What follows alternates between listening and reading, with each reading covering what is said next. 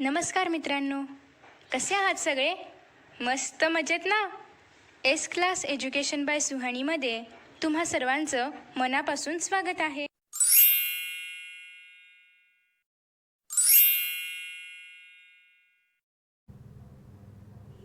मित्रांनो, आज आपण पाहतोय 10th standard geometry lesson number 3 circle.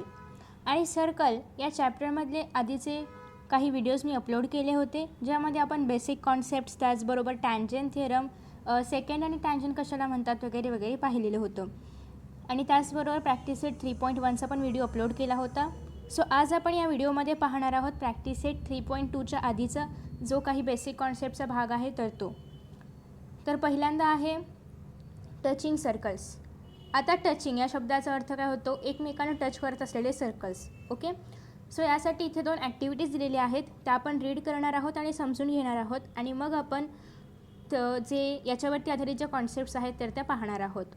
So first आहे touching circles. Activity 1, take 3 collinear points. Collinear points म्हणजे काय? असे 3 पॉईंट्स की ज्याच्यातून एकच सिंगल लाईन पास होऊ शकते. ओके, सो ते कोणते पॉईंट्स आहेत? एक्स, वाय आणि झेड असे 3 पॉईंट्स पहिल्यांदा घेतलेले आहेत, जसं की या फिगरमध्ये दाखवलेलं आहे. Draw a circle with centre x, आणि यातला जो एक्स पॉईंट आहे त्याला सेंटर मानून एक सर्कल ड्रॉ करायचं आहे, आणि त्याच्यामुळे इथे एक्स वाय ही रेडियस तयार होईल त्या सर्कलची. ओके, अजून एक दुसरा सर्कल ड्रॉ करायचा आहे झेड सेंटर मानून. जसं की आपण एक्स सेंटर मानून एक सर्कल ड्रॉ केला, तसंच झेड सेंटर मानून एक सर्कल ड्रॉ करायचा आहे, आणि वाय झेड ही त्या सर्कलची रेडियस होणार आहे.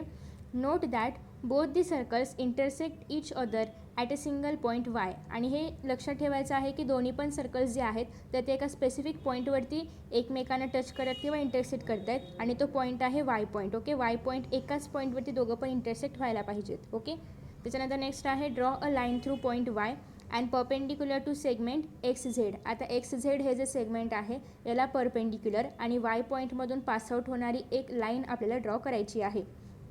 आता ही लाईन जेव्हा तुम्ही पाहणार तेव्हा तुमच्या लक्षात आलंच असेल की हे कोण आहे? टँजंट आहे. ओके, याला आपण काय म्हणतो? टँजंट म्हणतो. आणि याच्यावरून तुम्हाला टँजंट थिअरमही आठवला असेल. टँजंट थिअरम काय असतो की जेव्हा पण आपण एखादा टँजंट ड्रॉ करतो सर्कलच्या कुठल्याही पॉईंटवरून, जेव्हा आपण एखादा टँजंट ड्रॉ करतो तर तो टँजंट नेहमी रेडियसला परपेंडिक्युलर असतो पॉईंट ऑफ कॉन्टॅक्टवरती. ओके, सो आपण तो थिअरम पण या ठिकाणी रिवाईज केला, आणि या ठिकाणी आपल्याला तेच सांगितलेलं आहे की नोट दॅट ही जी लाईन आपण आता ड्रॉ केली जी की वाय पॉईंटमधून पास होते आणि झेड एक्सला परपेंडिक्युलर आहे, तर ती कोण आहे? टँजंट आहे. ही झाली आपली फर्स्ट ॲक्टिव्हिटी. ओके, आता नेक्स्ट ॲक्टिव्हिटी काय आहे? तर सेम आपल्याला 3 कोलिनियर पॉईंट घ्यायचे आहेत, बट या ठिकाणी जेव्हा आपण कोलिनियर पॉईंट घेतो आहे तर त्यांची रचना जराशी वेगळी आहे. ओके, मग ती कशी आहे तर ती या ठिकाणी आपल्याला बघायची आहे. आता आधी आपल्याला वाय घ्यायचा आहे, एक्स घ्यायचा आहे, आणि मग झेड घ्यायचा आहे. मग त्यानंतर परत झेड या पॉईंटला सेंटर मानून एक सर्कल ड्रॉ करायचा आहे, आणि त्याची रेडियस असणार आहे झेड वाय. ही जी मोठी रेडियस आहे तर ती असणार आहे झेडमधून जाणाऱ्या सर्कलची किंवा झेड हा सेंटर मानून काढलेल्या सर्कलची, आणि जो एक्स जो सेंटर आहे तर त्यामधून जाणारा पण एक आपल्याला सर्कल ड्रॉ करायचा आहे. ओके, जसं की हा छोटा सर्कल कशामधून जातो? एक्समधून जातो, आणि त्याची रेडियस कोण असणार आहे? एक्स वाय असणार आहे. ओके, आणि मग हे 2 सर्कल्स ज्या एका पॉईंटवरती मीट होतात, जो की पॉईंट आहे वाय, त्यामधून जाणारी एक लाईन आपल्याला ड्रॉ करायची आहे, आणि अर्थातच ही लाईन कोण असणार आहे? टँजंट असणार आहे. दोन्ही सर्कलची कॉमन टँजंट असणार आहे. ओके, सो इथपर्यंत तुम्हाला समजलं असेलच. You may have understood the circles in both the figure are coplanar and intersect at 1 point only. तुम्हाला कळलं असेलच की या ठिकाणी दोन्ही सर्कल्स फक्त एकाच पॉईंटला एकमेकांना टच होतात किंवा इंटरसेक्ट होतात, या फिगरमध्ये पण आणि या फिगरमध्ये पण. Okay, so such circles are said to be circles touching each other. आणि असे जे सर्कल्स असतात त्यांना आपण काय म्हणणार? सर्कल्स टचिंग इच अदर, कारण ते फक्त एका पॉईंटमध्येच दोघं पण एकमेकांना टच करत आहेत. सो नेक्स्ट आहे touching circles can be defined as follows. मग हे जे टचिंग सर्कल्स आहेत त्यांची डेफिनेशन आपण अशीही करू शकतो की if 2 circles in the same plane intersect with a line in the plane in only 1 point they are said to be touching circles. मग असे 2 सर्कल्स जे की एका सेम प्लेनवरती लाय होतात, एकमेकांना इंटरसेक्ट करतात एकाच पॉईंटवरती. ओके, एकाच पॉईंटवरती एकमेकांना इंटरसेक्ट करतात, सो मग त्या सर्कल्सला आपण टचिंग सर्कल्स म्हणणार. आणि त्या दोघांमधून जी लाईन पासआउट होते ती त्या दोघांची पण कॉमन टँजंट असते. The point common to the circles and the line is called their common point of contact. मग आता या ठिकाणी जो कॉमन पॉईंट आहे जो की वाय आहे, याच्यामध्ये पण वाय आहे, याच्यामध्ये पण वाय आहे. ओके, सो दोघांमध्ये जो कॉमन पॉईंट आहे त्याला आपण कॉमन पॉईंट ऑफ कॉन्टॅक्ट म्हणणार आहोत. ज्या ठिकाणी दोन्ही पण सर्कल्स टच करत आहेत, ज्या ठिकाणामधून टँजंट पास होते, तर हा जो पॉईंट आहे कॉमन पॉईंट त्याला आपण कॉमन पॉईंट ऑफ कॉन्टॅक्ट म्हणतो. ओके, सो हे सगळं होतं पेज नंबर 56वरती. आता आपण आहोत पेज नंबर 57वरती. तर आता या ठिकाणी पण सेम आधीचेच डायग्राम दाखवलेले आहेत. ओके, सो इन फिगर 3.4 या फिगरमध्ये circles with centres R and S touch the line L in point T. आता या ठिकाणी हा जो सर्कल आहे हा आरचा आहे, हा जो सर्कल आहे हा एसचा आहे. ओके, मग आता हे जे दोन सर्कल्स आहेत ते एका पॉईंट टीवरती एकमेकांना टच करत आहेत. So they are two touching circles. आणि मग हे दोघं कसे आहेत, एकमेकांना टच करणारे टचिंग सर्कल्स आहेत आणि त्यांच्यामधून एक जी लाईन आहे, कॉमन लाईन आहे, कॉमन टँजंट आहे, तर ती पास आउट होते. ओके, जिचं की नाव आहे एल. आणि मग हे जे सर्कल्स आहेत तर ते एक दुसऱ्याला बाहेरून टच करतात. म्हणजे कसे, हे आतून आहेत का, तर नाही, हे कसे आहेत, बाहेरून टच करतात. आणि बाहेरून टच करत असल्यामुळे या दोन सर्कल्सला आपण काय म्हणणार, touching externally. Okay, touching externally. आणि जेव्हा असे सर्कल्स एकमेकांना बाहेरून टच करत असतात तेव्हा यांची जी रेडियस असते, म्हणजे याची रेडियस काय असणार आहे आर टी, याची रेडियस काय असणार आहे टी एस. ओके, आपण जरा कलर चेंज करूया. सो याची रेडियस असणार आहे टी एस आणि रेड कलरमध्ये जी आहे तर ती मोठ्या सर्कलची रेडियस आहे. मग हिला आपण R2 घेऊया, हिला आपण R1 घेऊया. मग आता या पूर्ण फिगरची जर आपल्याला रेडियस विचारली तर ती काय असणार आहे R2 + R1. ओके, किंवा जर आपल्याला RSची लेंथ विचारली तर ती असणार आहे R2 + R1. Okay, so next आता आपल्याला दुसरी फिगर पाहायची आहे. दुसरी फिगर आहे 3.25. ओके, सो या फिगरमध्ये the circles with centres M. आता या ठिकाणी दोन सर्कल्स आहे. एक सर्कल जो आहे तर तो सेंटर एमचा आहे आणि दुसरा जो आहे तर तो सेंटर एनचा आहे. आता हे दोघं जे आहेत तर ते एकमेकांना इंटरनली टच करत आहेत आणि त्यामधून एक कॉमन लाईन पास होते ज्याला की आपण म्हणतो टँजंट पी. ओके, आणि पॉईंट ऑफ कॉन्टॅक्ट काय आहे या ठिकाणी, कॉमन पॉईंट ऑफ कॉन्टॅक्ट के आहे. ओके, सो आता या ठिकाणी जेव्हा आपण रेडियस ड्रॉ करणार आहे, एम के एक रेडियस असेल आणि एन के एक रेडियस असेल. ओके, जसे की या ठिकाणी आपण दोन रेडियस ड्रॉ करूया. एक आहे के एम आणि एक आहे के एन. ओके, अशा दोन रेडियस आहेत. तर आता या ठिकाणी जेव्हा आपल्याला विचारतील की पॉईंट एम आणि एन म्हणजे या दोन पॉईंट्समधलं हे जे डिस्टन्स आहे तर ते किती आहे, मग यासाठी आपल्याला काय करावं लागेल, दोन्ही रेडियसचं मेजरमेंट सबट्रॅक्ट करावं लागेल. जसं की आपण आधीच्या फिगरमध्ये दोघांचं मेजरमेंट ॲड केलं होतं, R1 + R2 केलं होतं. आता याच्यामध्ये आपल्याला दोघांचं मेजरमेंट सबट्रॅक्ट करायचं आहे. म्हणजे काय करायचं आहे, तर सपोज की एम के जी रेडियस आहे त्याला आपण पकडणार आहोत R2 आणि एन के जी रेडियस आहे त्याला आपण R1. आता R1 R2 काय आहे, तर रेडियस 1 रेडियस 2 आहे. मग या ठिकाणी जेव्हा आपल्याला एम एनचं मेजरमेंट फाइंड आउट करायचं असेल तेव्हा आपण R2 - R1 करणार. मग आपल्याला एम एनचं मेजरमेंट फाइंड आउट होणार आहे. ओके, आता मी हे का सांगते, तर हे सगळं आपल्याला प्रॅक्टिस सेट 3.2मध्ये विचारलेलं आहे की दोघांमधला डिस्टन्स काय आहे ते सबट्रॅक्ट करून काढायचं आहे, ॲडिशन करून काढायचं आहे, ते कळावं म्हणून मी हे सगळं इथे सांगते. ओके, सो आता हे दोघं सर्कल्स कसे आहेत, एकमेकांना टच करत आहेत इंटरनली. ओके, आतल्या आत टच करतात. हा ह्याला आतून टच करतो, या मोठ्या सर्कलच्या आतमध्ये हा आहे, त्याच्यामुळे एकमेकांना हे इंटरनली टच करत आहेत. आणि आधीची जी फिगर होती तर या ठिकाणी एकमेकांना हे एक्सटर्नली म्हणजे बाहेरच्या बाजूने टच करत आहेत. ओके, सो हाच दोघांमध्ये फरक आहे की हे इंटरनली टचिंग सर्कल्स आहेत आणि हे टचिंग एक्सटर्नली. ओके, सो अशा पद्धतीने या ठिकाणी आपल्याला दोन एक्सटर्नली टचिंग आणि इंटरनली टचिंग काय असं ते सांगितलेलं होतं. आता थिअरम ऑफ टचिंग सर्कल्स या ठिकाणी आपल्याला दिलेलं आहे. If two circles touch each other म्हणजे जेव्हा दोन सर्कल्स एकमेकांना टच करतात, their point of contact lies on the line joining their centres. मग त्यांचा जो पॉईंट ऑफ कॉन्टॅक्ट असतो तो कुठे असतो, तर ज्या ठिकाणी हे दोन सर्कल्स एकमेकांना टच करतात तर त्या लाईनवरती हा जो पॉईंट ऑफ कॉन्टॅक्ट असतो तर तो असतो. ओके, हा आहे थिअरम. सो आता हे कसं प्रूव्ह करायचं आणि याचं गिवन वगैरे सगळं आपण बघूया.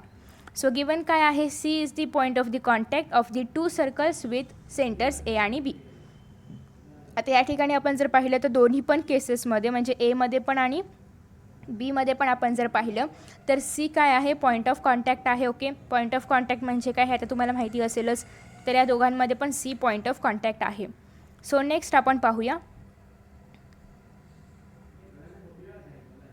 ओके, सो नेक्स्ट काय सांगितलेलं या ठिकाणी, टू प्रूव्ह, आता आपल्याला प्रूव्ह काय करायचं आहे की पॉईंट सी जो आहे तो ए बी या लाईनवरतीच लाय होतो हे आपल्याला प्रूव्ह करायचं आहे. म्हणजे या ठिकाणी आपण जर पाहिलं तर ए बी हे एक सेगमेंट आहे आणि ए बी या सेगमेंटवरती पॉईंट सी लाय होतो हे आपल्याला प्रूव्ह करायचं आहे. पॉईंट सी दोघांचा कॉन्टॅक्ट आहे हे आपल्याला माहिती आहे, हे ऑलरेडी आपल्याला गिवनमध्ये सांगितलेलं आहे. बट पॉईंट सी जो आहे तर हा ए बीवरती लाय होतो आहे किंवा ए बीवरती आहे हे आपल्याला प्रूव्ह करायचं आहे दोन्ही पण केसमध्ये, या केसमध्ये पण आणि या केसमध्ये पण. आता या ठिकाणाहून हा जो सेगमेंट पासआउट होणार आहे तर याच सेगमेंटवरती सी आहे हे आपल्याला प्रूव्ह करायचं आहे. ओके, सो प्रूफ कसं दिलं आहे आपण ते पाहूया. So line L be the common tangent, आपण जरा छोटं करूया म्हणजे आपल्याला दोन्ही पण एकत्र पाहता येईल. So line L be the common tangent passing through C. मग आता या ठिकाणी सी पॉईंटमधून जो टँजेंट पास होतो आहे जो की या दोन्ही सर्कल्सचा कॉमन टँजेंट आहे तो कुठून पास होतो आहे सीमधून. या ठिकाणी पण जी लाईन एल आहे जो की कॉमन टँजेंट आहे जो दोन्ही सर्कल्सच्या कॉमन पॉईंटमधून, म्हणजे हा कॉमन पॉईंट आहे हे आपल्याला माहिती आहे कारण हे गिवनमध्ये सांगितलेलं आहे. म्हणजे या दोन्ही सर्कल्सच्या कॉमन पॉईंटमधून टँजेंट पासआउट होतो आहे. सो नेक्स्ट आहे line L is perpendicular to segment A C. आता या ठिकाणी लाईन एल काय आहे, ए सीला परपेंडिक्युलर आहे, अर्थात असणारच कारण आपला टँजेंट थिअरम आहे. आणि या ठिकाणी पण आपण एक छोटासा सेगमेंट ड्रॉ करूया की ज्याच्यावरती लाईन एल ए सीला परपेंडिक्युलर येईल. ओके, अशा पद्धतीने.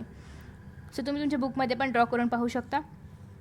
सो आणि लाईन एल ही बी सीला परपेंडिक्युलर आहे, जसं की आपण आता या ठिकाणी बी सी ड्रॉ केलं होतं तर लाईन बी सीला पण हे परपेंडिक्युलर आहे, याच्यामध्ये पण बी सीला आहे, याच्यामध्ये पण बी सीला आहे. Okay, so next A C is, oh sorry कुठे गेला आपलं पेज, हां. So A C is perpendicular line L and segment B C is perpendicular line L. आता या ठिकाणी पण सेम आहे की ए सी एलला परपेंडिक्युलर असणार आहे. आता एल जर ए सीला असेल तर ए सी पण एलला परपेंडिक्युलर असणार आहे, सेम या फिगरमध्ये आहे. Through C only one line perpendicular to line L can be drawn आणि therefore point C A B are collinear. जसं की या ठिकाणी सांगितलेलं आहे की सीमधून, म्हणजे पॉईंट सी जे आहे दोन्हीकडे पण आपल्याला सेम बघायचं आहे. सो पॉईंट सी जो आहे तर या पॉईंटमधून only one line perpendicular to line L can be drawn, म्हणजे सीमधून फक्त आपण एकच अशी लाईन ड्रॉ करू शकतो. आता जसं की सीमधून आपण अशा पण लाईन ड्रॉ करू शकतो, पण या सगळ्या एलला परपेंडिक्युलर आहेत का, नाही. मग एलला कुठली लाईन परपेंडिक्युलर आहे, कुठला सेगमेंट परपेंडिक्युलर आहे, फक्त ए बीच परपेंडिक्युलर आहे.